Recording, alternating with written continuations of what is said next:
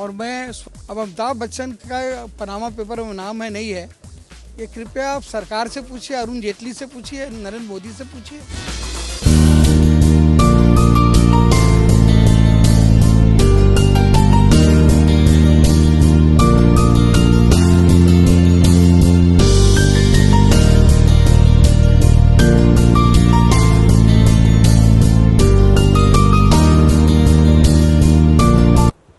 क्योंकि वो दिखाई देता है, लेकिन हर दिखाई देने वाले स्टार के पीछे कई अनजाने चेहरे होते हैं। चंद्रपाल सिंह जी उन अनजाने चेहरों में से एक थे। मैंने जब भूरी का रफ प्रिंट देखा था तभी मैंने कहा था ये फिल्म बहुत अच्छी है। और मुझे याद है कि सलमान खान और रेवती, अभिषेक बच्चन और शिल्पा शेट्टी के साथ, फिल्म का नाम मुझे नहीं, मेरी स्मृति में नहीं है, लेकिन एक फिल्म बनी थी जो एड्स के अवेयरनेस के लिए बनी थी, लेकिन उसमें स्टार ज़्यादा थे। उनके स्टारडम के बोझ के अंदर मूल विषय दब गया था। यहाँ स्टार से ज़्यादा अभिनेता हैं और उनके अभिनय की भाव प्रवणता से और फिल्म का अधिकांश दृश्य उत्तर प्रदेश के पूर्वांचल का है। इस कारण यह फिल्म बहुत वास्तविक लगती है और इस फिल्म में लगभग वही दिखाया गया है जो हमारे समाज में, हमारे जीवन में रोज होता है। यह फिल्म समाज के उन सफ़ेद पोस्ट वर्गों के लिए है जिनके लिए कहा जा सकता है कि लूट की चर्चा घर घर पहुँचे, दान की चर्चा घर घर पहुँचे, लूट की दौलत छुपी रहे, नकली चेहरा सामने आए, असली सूरत छुपी रहे। चाहे गांव का पंडित हो, चाहे गांव का जमींदार हो, चाहे गांव का भट्टे वाला हो। और उत्तर प्रदेश में बहुत दिनों तक सार्वजनिक जीवन में रहने के कारण मुझे पता है कि गांव का जमींदार हो, गांव का महाजन हो, हिंदी सिनेमा ने इन भावों का चित्रण शुरू से किया है।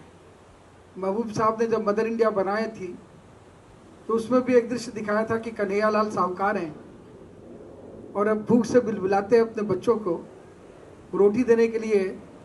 जब नरगिस उनसे खाना मांगने जाती हैं तो साहूकार कन्हैयालाल की मांग होती है कि तुम्हारे पास रूप का खजाना है, वो मुझे दे दो, तब बदले में मैं तुम्हें रोटी दूंगा। बेशक निर्माता राज कपूर कहते थे अच्छी फिल्म बाबू बनती नहीं है, बनाते नहीं हैं, बन जाती है जी। तो अच्छी फिल्म बन गई है जी, अब आप लोग इसे देख करके हिट करें जी। बहुत बहुत धन्यवाद।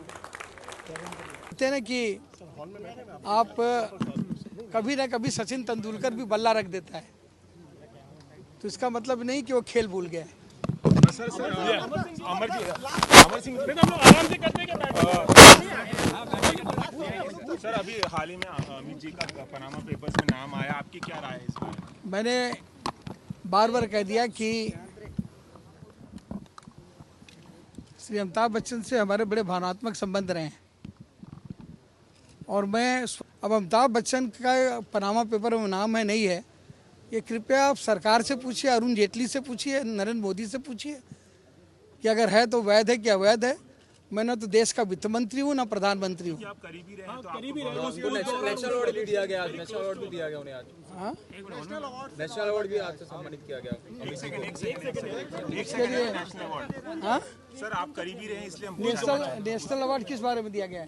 सर उनके परफॉर्मेंस एंड पिक्को के लिए। उसके लिए मैं उनको बधाई देता हूँ। मैंने तो हरदम कहा कि उनके ऐसा कलाकार न कभी पहले था, न है, न होगा।